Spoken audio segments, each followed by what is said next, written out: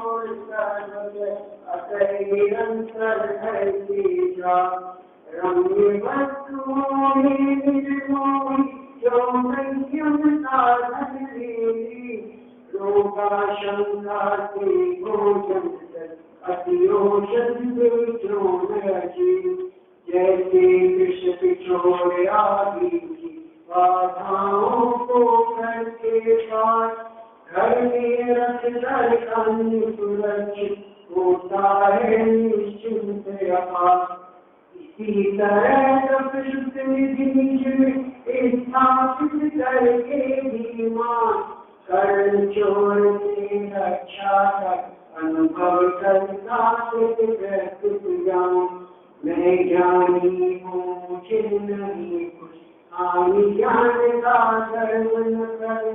दीन भुवन को शुद्ध करे आशा दीन उपेक्षा कर।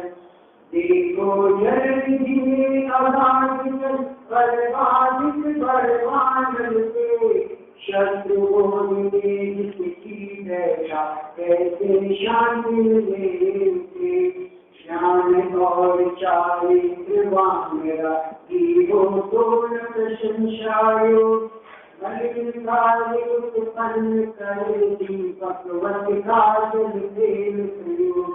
राग करे दिल द्वेष करे पुनः राग अनुपेश करे। राग द्वेष से रहित पीते पद विहीन दुख जो न सहे। तू दुखाग्नि से तलोह मत के सुख जानते नहीं शान। मोक्ष रूप सुख के समुद्र में जब तक मग्न न हो निर्वाण। सम्यक दर्शन का अंतिम से किया मोक्ष को आरक्षित। ज्ञान चरित संपूर्ण मूल्य उसे हस्तगत करे शिव। प्रगति और निवृत्ति अपेक्षा हो क्या होगी जगत राजे। एवं मोक्षाभ्यास करो अरुत जो अभोग्य भोग्य काजे। एवं मोक्षाभ्यास करो अरुत जो अभोग्य भोग्य काजे।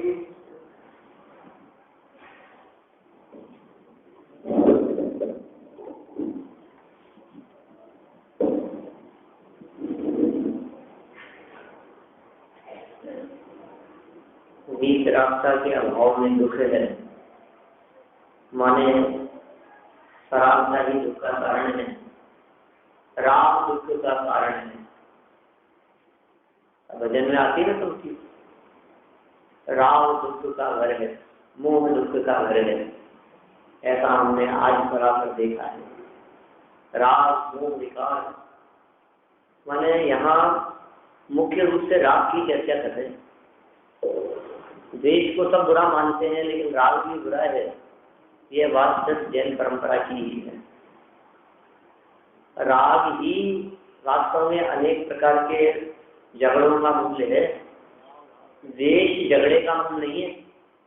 अपन मूल की बात कर रहे हैं, मतलब आधार की बात कर रहे हैं। जितने भी झगड़े देखे जाते हैं उन सब के पीछे सारा जगत कहता है कि गुस्सा मूल है, लेकिन हम कहते हैं वो गुस्सा भी क्यों आया ये बताओ। गुस्सा किसके ऊपर आया? दुनिया में जितने युद्ध होते हुए दिखाई देते हैं, झगड़े होते दिखाई देते हैं, उन सब के कारणों की चर्चा करते हुए नीतिकारों ने 3 हेतु बतलाए हैं: जड़, जुड़ू और जमीन। माने धन, स्त्री और जमीन जायदाद। अब आप देख लो, धन के लिए जो युद्ध होते हुए दिखाई देते हैं वो तो स्पष्ट ख्याल में आती है। पैसे के लिए कोई किसी को मार देता है। क्यों मारा भाई आपने इसको? पैसे के प्रति राग था, धन चाहिए था, इसलिए इसकी हत्या करके पैसा ले लिया। तो द्वेष के कारण मारा उसको कि पैसे से राग के कारण मारा? धन से राग के कारण। राम रावण के बीच में युद्ध चला 6 महीने तक। क्या कारण था उसके पीछे? रामचंद्र जी की पत्नी। पूरा राक्षस वंश जो रावण का था उसको सबका विध्वंस कर दिया गया। रामचंद्र जी ने भी तीर तो चलाई हो, भले मोक्ष गए हो, लेकिन उनके तीर से भी लोग तो मरे थे, इसमें तो कोई दोहरा नहीं है।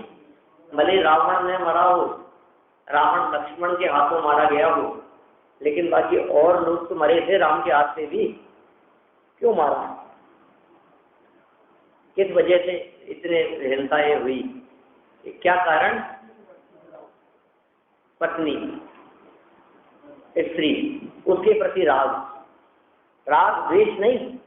रावण और उसका वंश द्वेष की वजह से नहीं मारा गया, उस झगड़े का मूल राग था। और कौरवों और पांडवों का युद्ध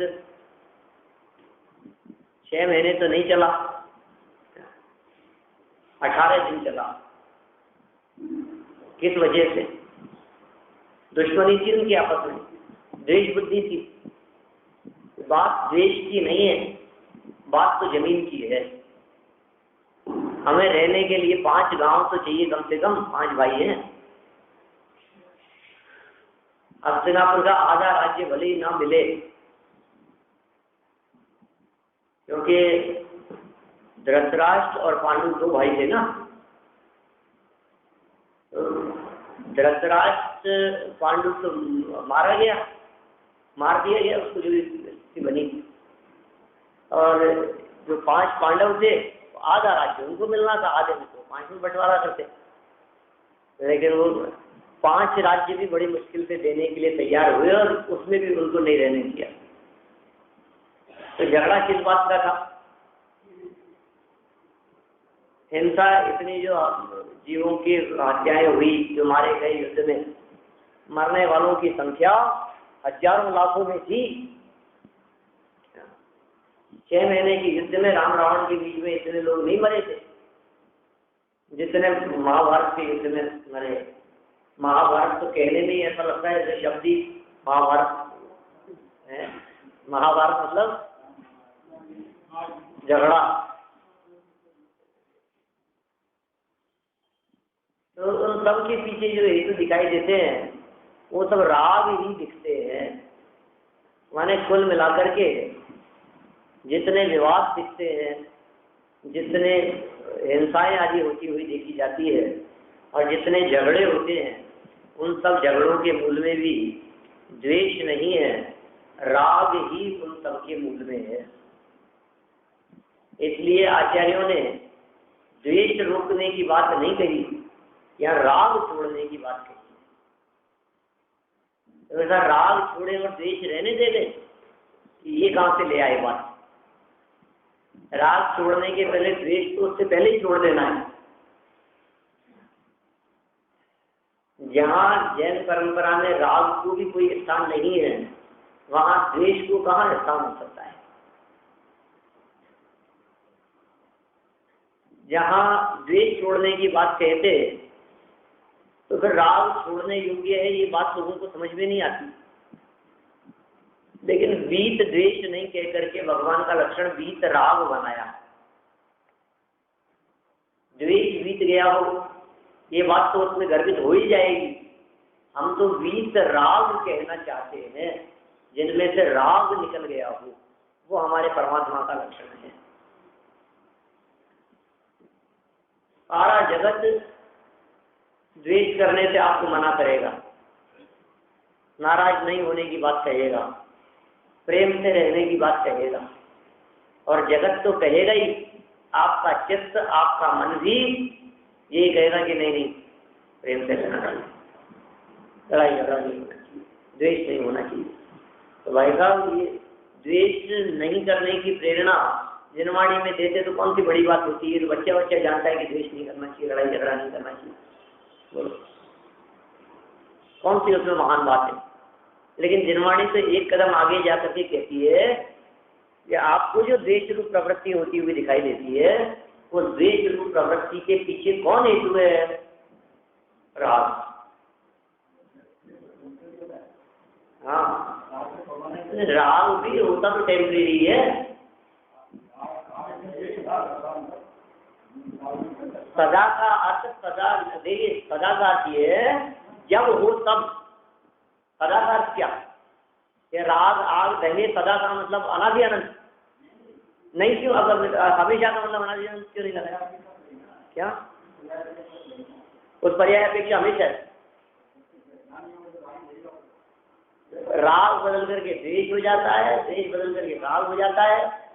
हमेशा पत्नी के प्रति राग नहीं होता, कभी द्वेष होता है, कभी बच्चे के प्रति राग होता है, कभी द्वेष होता है, कभी गुस्सा आता है, कभी नाराज होता है, फिर कभी राग हो जाता है। ऐसी बात कही तो थी यहाँ, ऐसी दशा बचती है। इसमें क्या है?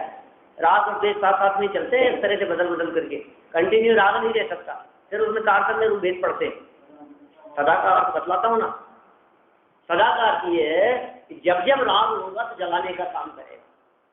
राग हो और जलाए नहीं, ऐसा नहीं हो सकता। जैसे हम कहेंगे अग्नि हमेशा जलाती है, हमेशा जलाती है का मतलब जलाएगी, हमेशा ही जलाएगी ना, कहीं भी हो। जैसे राग आग दहे, ये राग रूपी जो आग है ये हमेशा जलाती है। हमेशा जलाती है का मतलब अब किसी के मन में राग ही नहीं है, कैसे जलाएगी? ये समझ में आई बात? तो कब जलाएगी? जब राग होगा, जहां राग होगा, जिसके प्रति राग होगा, ये जलने का काम करेगा, पीड़ित रहने का काम करेगा। तो सदा का अर्थ कंडीशनल है। क्या? सदा टाइम की अपेक्षा नहीं। बहुत जगह ऐसे प्रयोग होते हैं, जैसे हम कहें नित्य। नित्य मतलब क्या होता है? रोजाना। रोजाना मतलब हमेशा। रोजाना मतलब रोज का मतलब क्या? हमेशा है ना रोजाना का मतलब। अब हमने कहा कि नित्य देव दर्शन करना चाहिए।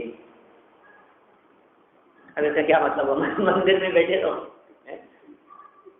नित्य है, नित्य नित्य देव दर्शन करना चाहिए, इसका क्या मतलब होगा? नित्य मतलब तो हमेशा होता है सर। तो नित्य देव दर्शन करना चाहिए, मंदिर में बैठे रहना चाहिए। यह सुनो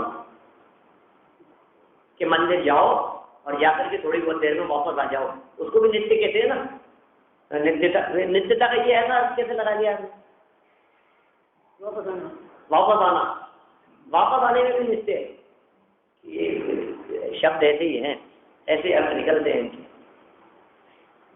तो नित्य का अर्थ परमानेंट भी होता है।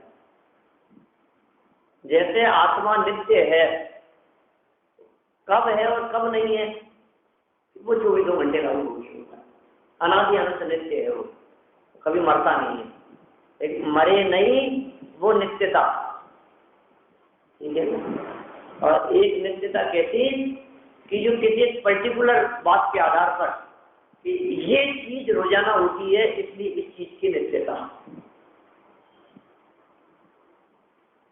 रोजाना सूर्य उदय होता है, उदय ही रहता है। वास्तव में सूर्य तो उदय ही रहता है हमेशा। सूर्य तो कभी अब तो होता ही नहीं, तो यहाँ नहीं है, कहीं और है। नहीं बस तो हमारे यहाँ नहीं है। ऐसा थोड़ी ना कि शाम को 6 सवा 6 बजे बाद में आराम करने चला जाता होगा कि अब रात हो गई, अब आराम कर लो, अब तो अपने को रात कर लेनी चाहिए। यहाँ अब तक काम तो प्रकाशित करने का है, पता का नहीं। चलिए खैर, यहाँ तो बात चल रही थी वीतरागता दुख का कारण नहीं है। वीतरागता का अभाव वो दुख का कारण है। ये जीव राग के सद्भाव में दुखी है और वीतरागता के अभाव में दुखी है। देखिए, अब इंद्रिय सुख से दुखों की शांति असंभव। हम क्या कर रहे हैं? दुखों की शांति के लिए इंद्रिय सुख की तलाश कर रहे हैं। पेज नंबर 214 पर कल अपन ने वीतरागता और दुख के संदर्भ में बहुत चर्चा कर चुके थे। ठीक है, इंद्रिय सुख से माने विषय भोगों से दुखों की शांति असंभव है। हमें तो लगता है कि ये इंद्रिय सुखों को भोगेंगे तो दुख शांत हो जाएंगे, लेकिन असंभव है ये बात। देखिए, तो अनेक दुखों से तप्त है और मोक्ष सुख के अभाव में लेश मात्र विशेष सुख से अपने को सुखी मानता है। क्या कह रहे हैं? तू अनेक दुखों से तप्त है, तप्तायमान है दुख से, और मोक्ष सुख के अभाव में, मोक्ष सुख न होने से, लेश मात्र विषय सुख से अपने को सुखी मानता है। व्यर्थ है ये बात। असली मोक्ष सुख तो तेरे को है नहीं, परमानेंट सुख तो तेरे को मिला नहीं। दुखों से तप्तायमान तो अभी वर्तमान में भी है, और विषय रूपी जो सुख है वो वास्तव में सुख है नहीं, व्यर्थ में सुखी मान रहा है। यह बात आगामी छंद में कहते हैं। अनुष्ठुप छंद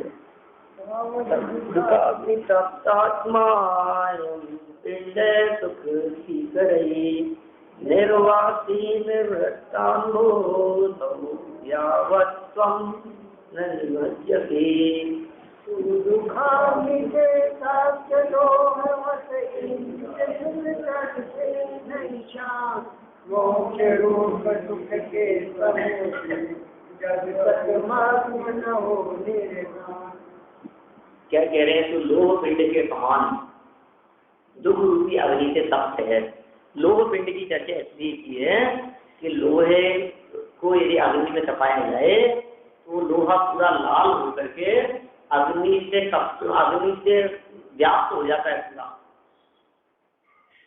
मतलब अग्नि से इतना तन्मय हो जाता है कि अब वो लोहे का गोला नहीं रहा, वो आग का गोला हो गया। ऐसा तप्तायमान लाल स्वरूप हो गया वो। तू लोह पिंड के समान दुख रूपी अग्नि से तप्त है। अतः जब तक मोक्ष सुख रूपी समुद्र में मग्न नहीं होता, जब तक समुद्र में निमग्न नहीं होता, तब तक इंद्रियों से उत्पन्न लेश मात्र विषय सुख से अपने को सुखी मानना व्यर्थ है। कब तक सुखी मानना व्यर्थ है? जब तक मोक्ष सुख की प्राप्ति न हो जाए। वास्तव में असली सुख तो मोक्ष में ही है, क्योंकि मोक्ष में आकुलता नहीं है। जहाँ आकुलता है वहाँ सुख नहीं, और जहाँ सुख है वहाँ आकुलता नहीं। बस एक 100% नियम बतला दिया है दौलतराम जी ने। माने सब जगह पर ये फार्मूला लागू होता है। जहाँ आपको, अब आपको मिसाल मेरे को कितना आराम मिल रहा है, मेरे को बिल्कुल आकुलता नहीं हुई है, लेकिन वो अनाकुलता परमानेंट रहनी चाहिए। यदि वो अनाकुलता परमानेंट नहीं हुई तो इसका मतलब वहां सुख नहीं। जिस जगह पर आपको आकुलता मिलेगी वहां सुख नहीं है। अब कोई भी जगह हो सकती है, कोई भी कार्य हो सकता है, भोजन हो चाहे खाना पीना हो चाहे नहाना धोना हो, जिसके बाद में आपको ऐसा लगता है कि बस कितनी देर, अब कब तक देखते रहेंगे, अब कब तक नहाता रहेगा। गर्मियों के दिनों में अच्छा लगता है ना पानी में, अब कब तक, बस अब बहुत हो गया, अब तक गए, अब नहीं, अब कितनी दूर चलना है, अब कब तक बैठे रहेंगे। बैठे बैठे थक जाता है, सोते सोते परेशान हो जाता है। कभी कभी तो ऐसा मन करता है कि 2-4 महीने के लिए सोते ही रहें लेकिन 2-4 घंटे बाद ही उठ जाता है, फिर क्या करें। मन तो ऐसा करता है कि इतना थक रहे हैं, इतना थक रहे हैं, ऐसा लग रहा है कि 4 घंटे सोएंगे। हाँ, लेकिन कितना देर सो पाता है? 4 घंटे में। माने उसकी जो वो टाइम पीरियड है, जो निराकुलता जिसमें आपको लग रही है, वो ज्यादा लंबे समय तक नहीं चलती है। लोग कहते हैं आराम बड़ी चीज है, मुंह ढक के सोइए, वो आराम लंबे समय तक चलता नहीं है। कोई भी अवस्था हो, संसार दशा में रहते हुए ये अवस्थाओं का बदलना इस बात को सूचित करता है।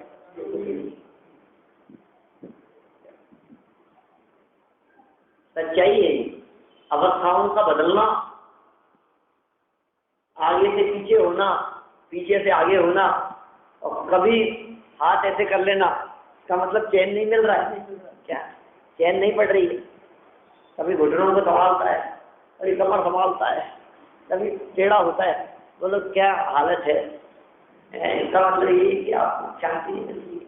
अरे करवट बदलना भी इस बात का सूचक है कि सुख नहीं है, क्योंकि यदि सुख होता करवट का ही बदलता। आसन बदलना, बैठे बैठे पैर को ऐसे घुमा करके पीछे कर लिया, कभी आगे कर लिया, कभी घुटने घुमा लिए। ये क्यों? कभी ऐसे बैठ जाता है, कभी ऐसे हो जाता है, कभी मतलब आपको चैन नहीं मिल रहा है। वो सिद्ध परमात्मा आसन क्यों नहीं बदलते? चलते क्यों नहीं है? हिलते क्यों नहीं है? क्योंकि उनको चैन है। क्या? बेचैनी का काम नहीं है। बेचैनी होती है तो तड़फड़ाहट होती है,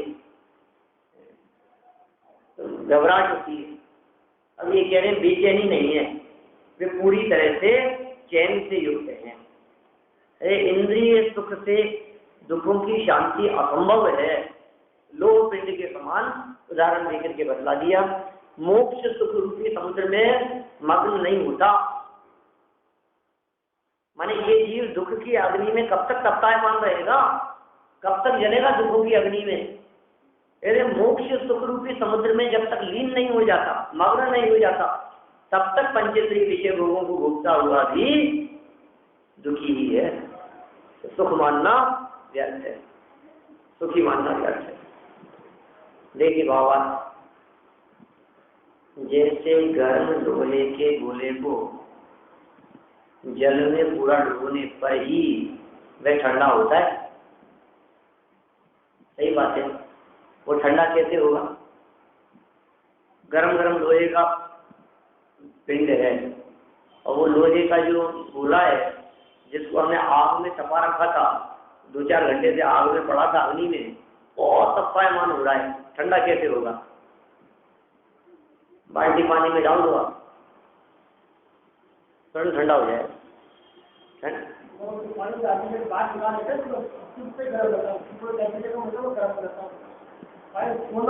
छोड़ना पड़ता है, तो ये डुबोने पर ही होगा, लेकिन वो ठंडा।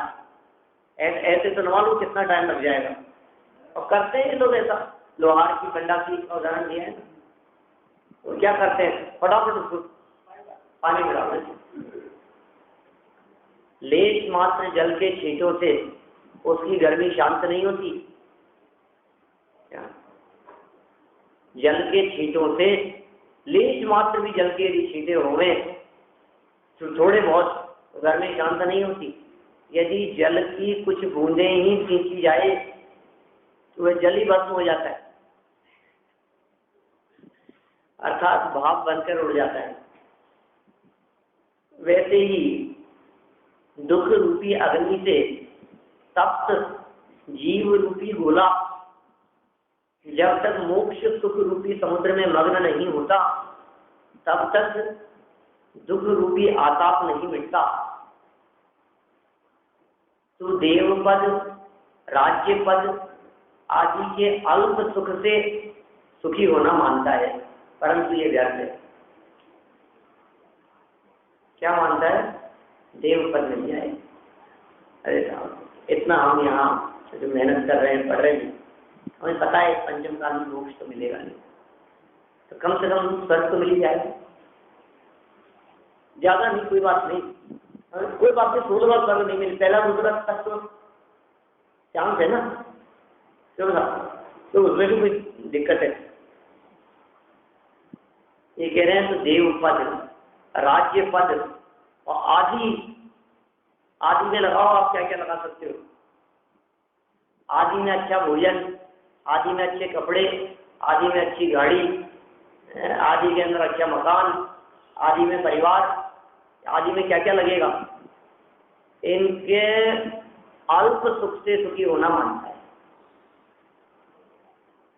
पुत्र आज्ञाकारी, सुलक्षणा नारी, और कितने जो सुख बतलाए हैं, निरोगी काया, घर में माया,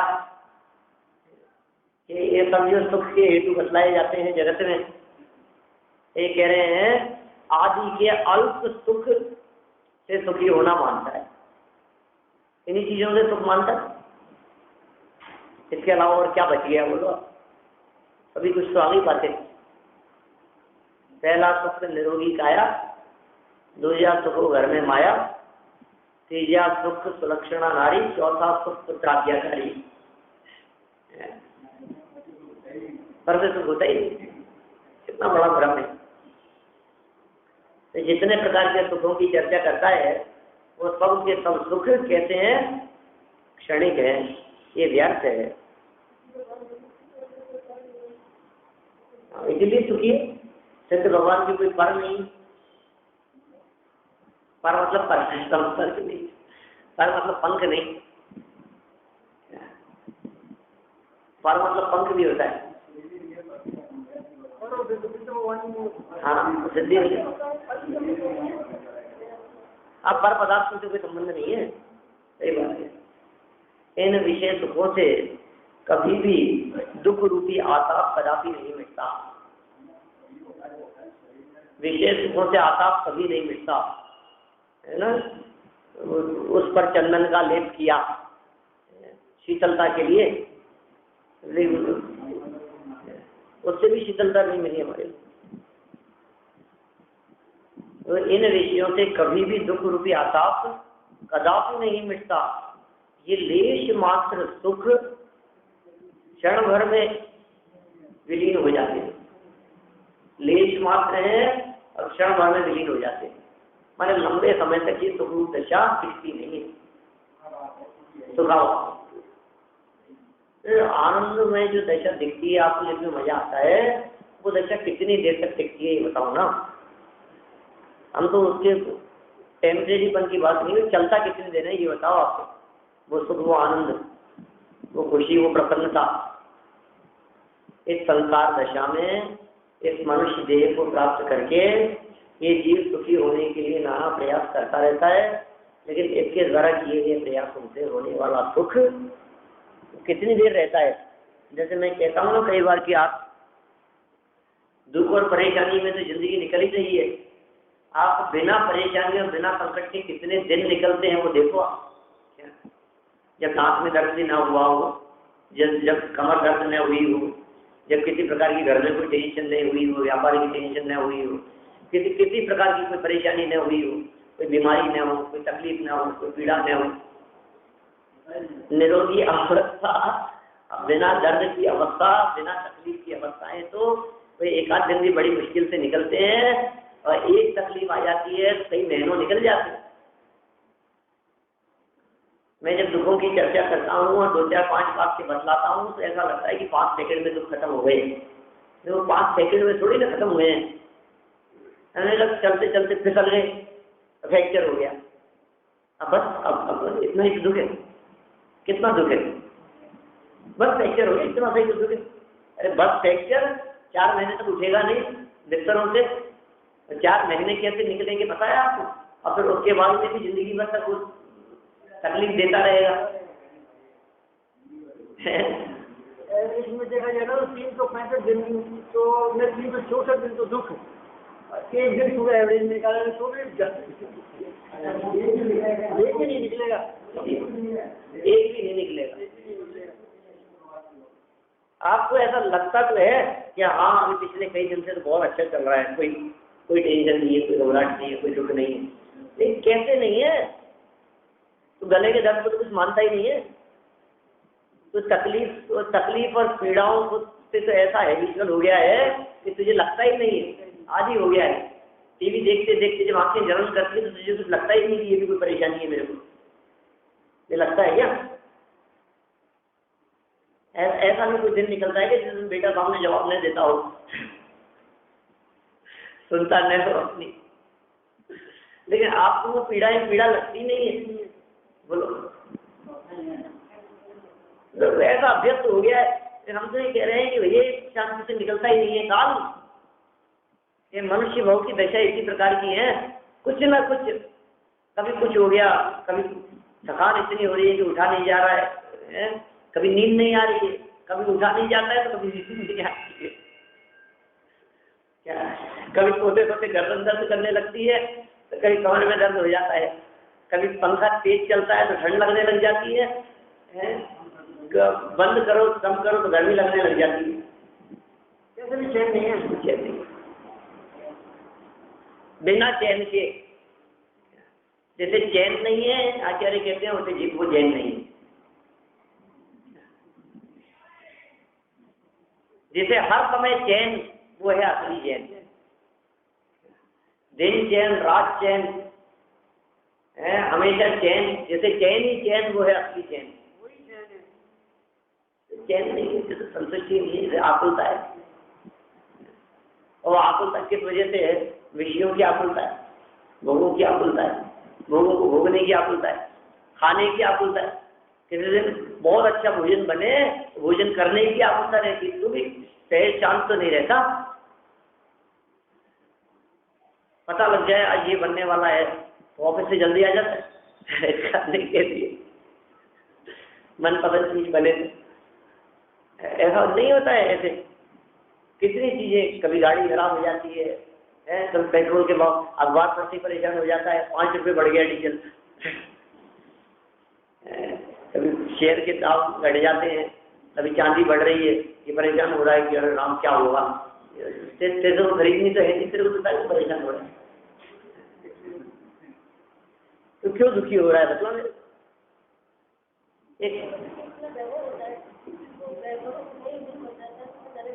वैभव में मर जाता है तो नियम से साथ में नरक जाता है, ऐसा नियम है, नियम ही है। वैभव में मरेगा तो साथ में नरक जाएगा। अरे कितना भी अलिप्त रहे, मरा तो वैभव में है ना। अलिप्त रहने का मतलब छोड़ करके चला जाए। दीक्षा ले ले तो स्वर्ग मोक्ष जावे, और दीक्षा न ले वे मर के नरक हो जाए।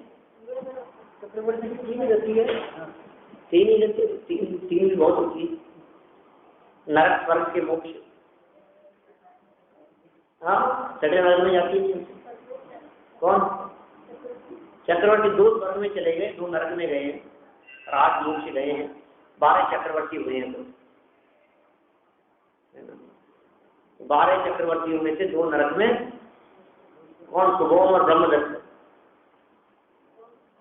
ब्रह्मदत्त 2 चक्रवर्ती तो गए नरक में। सुभोम तो मरा था नमोकार मंत्र के अभिनय से, पता है ना आपको?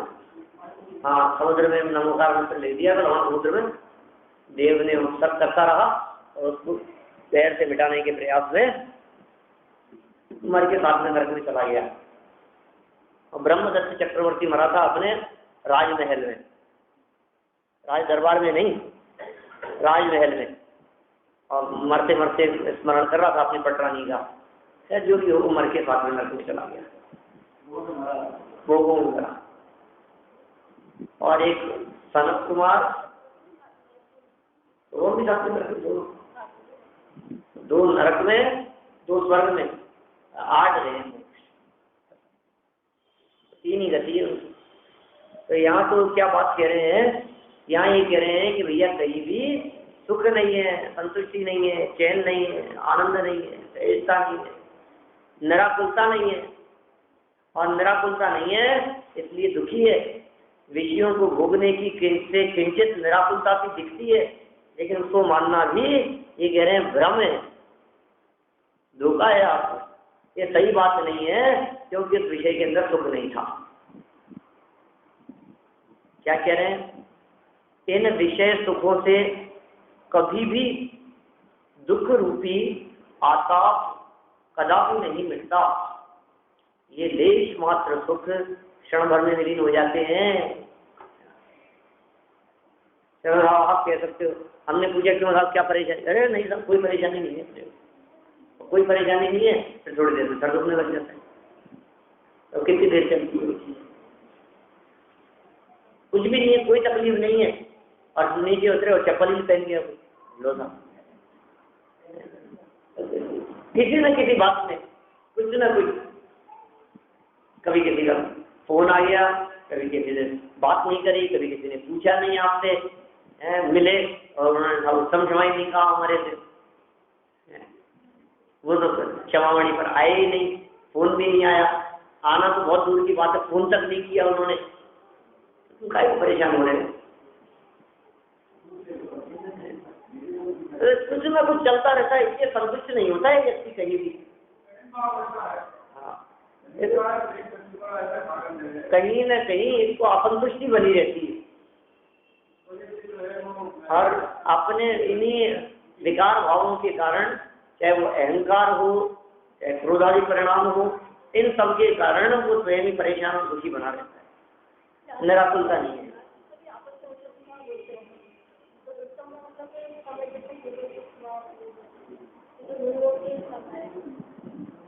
उत्तम क्षमा का अर्थ ये है कि अंदर से रंच मात्र भी आपके प्रति कोई द्वेष, नाराजगी, किसी प्रकार की कोई विकृति हृदय में हो, तो उस विकृति का पूर्णतया अभाव, इसका नाम उत्तम। सामान्य क्षमा नहीं। क्षमा देखो, एक्चुअल में एक क्षमा तो इस प्रकार की अपने क्षमा के बारे में चर्चा की नहीं थी, विगत वर्षों में अनेक बार की है, इसलिए मैंने उसको कोई है। अच्छा, पीयूष जी करके गए थे। अच्छा, वो मैंने कल चर्चा नहीं करी, आप नहीं आते थे। परसों की थी ना उन्होंने चर्चा, पंडित जी ने। परसों नहीं थी, एक दिन का गया था।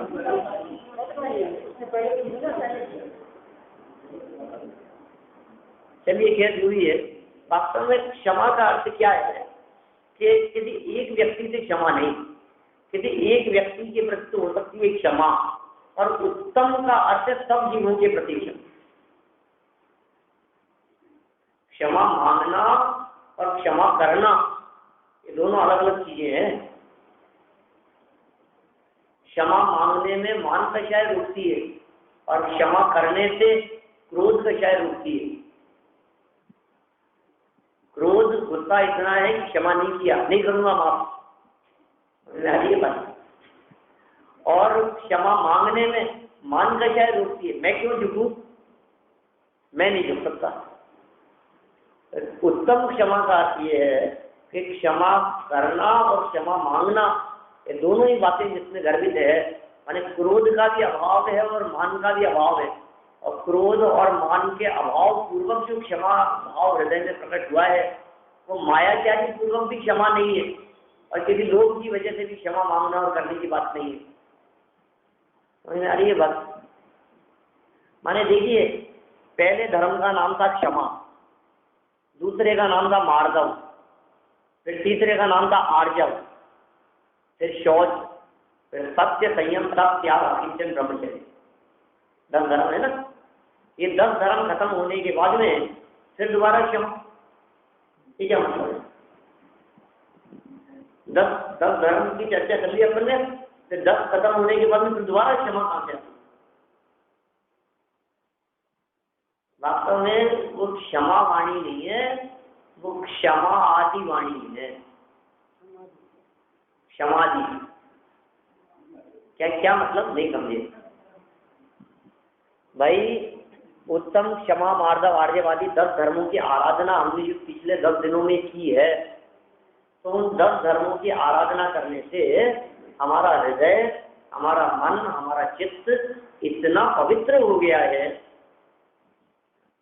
10 दिनों तक धर्म की आराधना करने से, तो अब वो जिनकी आराधना की थी वे सब धर्म हमारे हृदय में इस तरह से प्रवर्तमान हो गए हैं कि हमारी वाणी से फूट पड़ते। जिस धर्म को अंदर में अंगीकार किया हो, जो धर्म अंदर में क्या कहेंगे व्याप्त हो गया हो, अब यदि वो वाणी के माध्यम से निकलता है तो क्या बात निकलेगी। लेकिन जो भाव अंदर में नहीं समाते हैं वो बाहर निकल पड़ते। तो 10 दिनों तक जो भाव अंदर में समाते रहे, निकषाय भाव के, वितराग भाव के, वैराग्य भाव के, संयम और साधना के, निर्विकारी वृत्ति के, ये जो परिणाम अंदर में व्याप्त रहे, वही परिणाम अब जब वो दिन पूरे हो गए तो उसके बाद में व्याप्त हो गए। आना भी चाहिए, यदि नहीं आए तो समझ लेना कि वो 10 लक्षण पर्व मनाना सच्चा नहीं है। होली खेलते हैं ना 10 दिन नहीं, 10 घंटा, अरे कहाँ 10 घंटा, होली कितनी देर खेलते हैं? घंटा 2 घंटा 3 घंटा, घंटा 2 घंटा होली खेलने के बाद में यदि आप उस व्यक्ति को देखें तो देखने से पहचानने में आता है कि इसने होली खेली थी। आता है कि नहीं? ख्याल में आता है। मतलब जिसने घंटा 2 घंटा भी होली खेली हो, उसको दूसरे लोग देखकर पहचान लेते हैं कि इन्होंने होली खेली है। तो जो 10 दिन से वीतरागता की होली खेल रहे थे और उनके जीवन को देख करके ये बात पहचानने में न आवे, तो इसका मतलब ये कि उन्होंने ये दिन धर्म किए 10 दिन तक होली क्या खेली। क्या धर्म पढ़ा हमने? जीवन देख करके लगना चाहिए कि हाँ इन्होंने 10 लक्षण पर्व मनाए हैं, इनके जीवन में कुछ परिवर्तन हुआ है, इन्होंने कुछ सीखा है, इनका जीवन कुछ बदला है, जीवन में कुछ परिवर्तन आया है। ये बातें होनी चाहिए, कुछ ना कुछ परिवर्तन। अभी 2 साल पहले से एक प्रवचन ही एक तरह का था, 10 लक्षण से लौटा था मैं, बॉम्बे से आया था और आदर्श नगर मंदिर में रखा था, राजस्थान जैन साहित्य परिषद वालों ने। और प्रवचन का विषय था, मेरे से पूछा था 10 लक्षण के बाद में एक प्रवचन रखना है आपका, क्या विषय रखे? तो मैंने कहा यही रख दो, 10 लक्षण के बाद अब।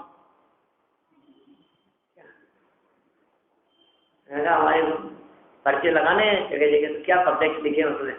लिख दो 10 लक्षण पर्व के बाद अब डॉट डॉट प्रश्न।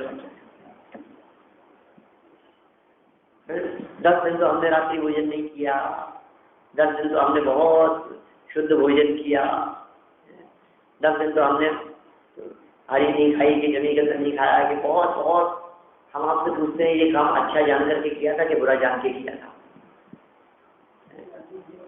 अच्छा समझ के किया था ना? तो यदि आपने ये सब अच्छा जान करके किया था, तो जो काम 10 दिन तक आपने अच्छा किया है, तो 11वें दिन बुरा क्यों करते हो? या तो इसका मतलब ये हुआ कि आपने 10 दिन तक उसको अच्छा नहीं जाना था, 10 दिन तक बुरा जान करके कर रहे थे कि आप अब कब चालू करें, अब कब चालू करेंगे? तो आप बुरा जान रहे थे उसको कि भला जान रहे थे?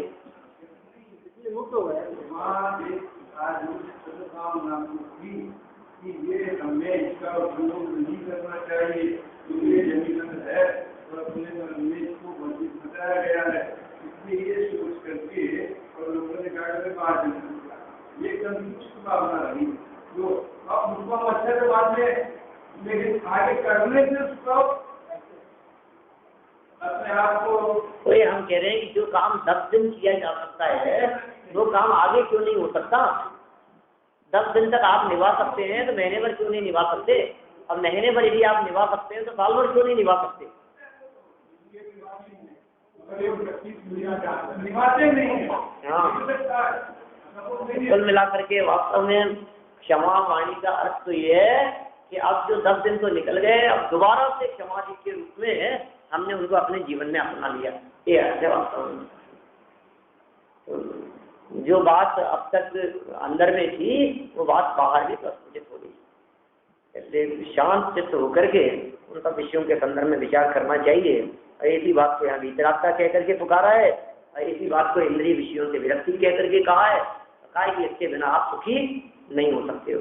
ये बात यहाँ प्रतिपादित की है। और फिर इसके आगे, इसके बिना क्षण भर के लिए भी सुख नहीं मिलता है, और जो लेश मात्र सुख मिलता है वो क्षण भर में विलीन हो जाता है। तो फिर करें क्या, ये बताओ आप? तो ज्ञान चारित्र रूपी मूल्य चुकाकर मोक्ष प्राप्त करने की प्रेरणा देते हैं। ये बात इन्होंने आगामी शब्द में कही है। अपन चले से आगे।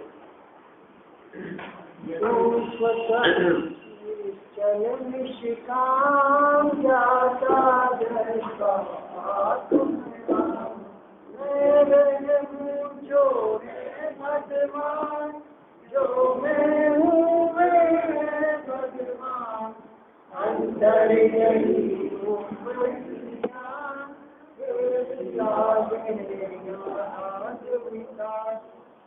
स्वरूप है समान, अमित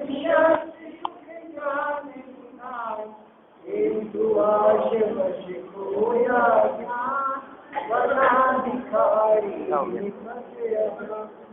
सुख दुख दाता कोई नाश, मोह राग रुष दुख की नाश, निज को निज पर को परिचान, सुख भाजन निधान, जिस शिव ईश्वर ब्रह्माना, विष्णु बोध हरि जिसके नाम, जाग जाग पहुँचू निज धाम,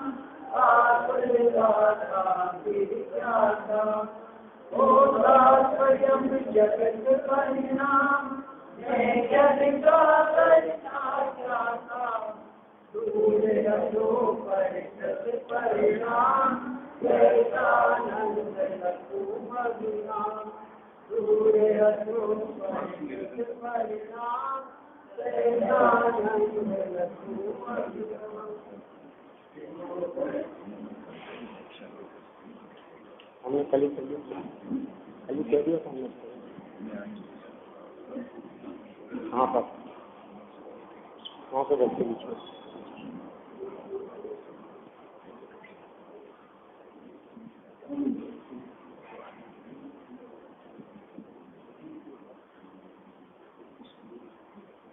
नौ से 10 बजे तक श्रद्धांजलि सभा।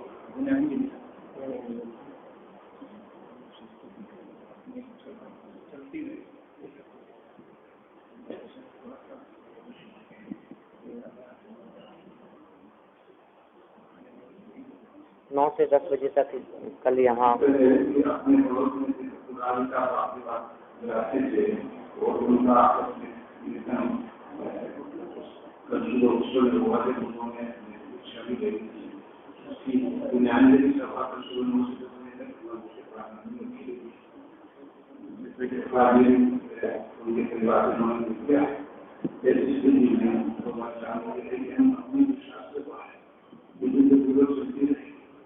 इसमें कुछ समय परिवर्तन की थोड़ा सा आवश्यकता है। क्या आवश्यकता बेटा वो बुनियाद नहीं करना वो कर्मों से टाइम लगता है। कर्मों को हमारा जैसे उनको दिशा दी उसके बाद वो फिल्टर बन गए हुआ वो किसी पर किसी मंदिर में है तो उसका जन्म हो सकता है। तो हमारा मेरा ध्यान ये है लेकिन ये मुझे प्रतिनिधि आए हैं परिवार उन्होंने कहा उन्होंने हमारे शास्त्र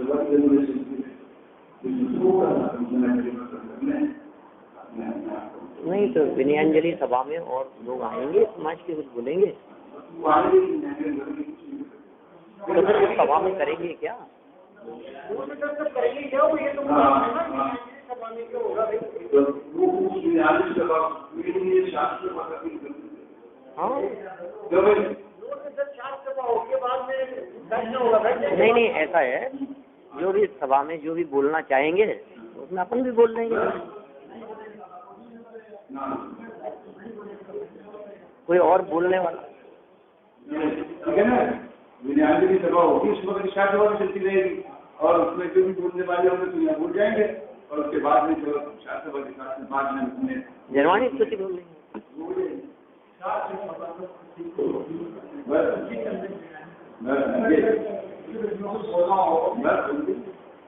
भाई किस किस के बोलने की भावना है उनके नाम तो आएंगे ना पहले अपने पास में कि ये बोलेंगे। बस एक काम कर लेंगे 9 बजे से जिन जिन के बोलने की भावना होगी सबको बुलवा लेंगे और फिर जो टाइम बचेगा उसमें मैं बोल लूँगा, है ना।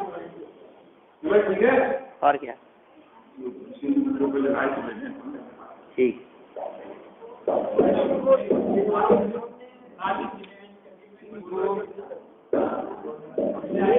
जिनवानी तो बात ही होगी पहले तो बोल मैंने बोल मत करो हमारी शास्त्र चलती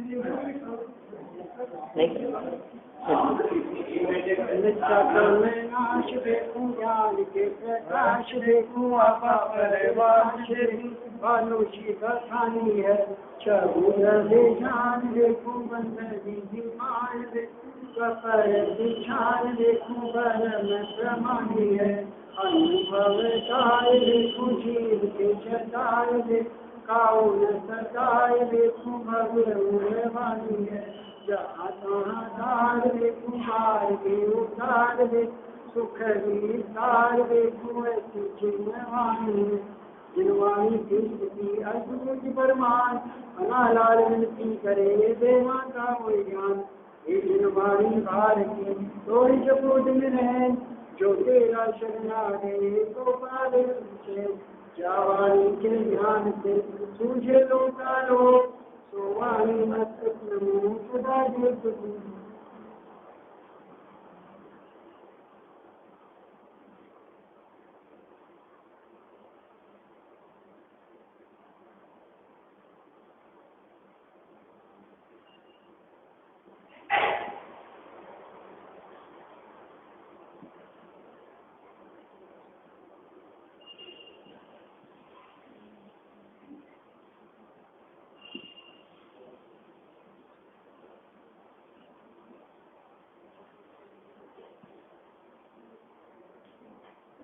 रोज वाले शाम दिन आता है।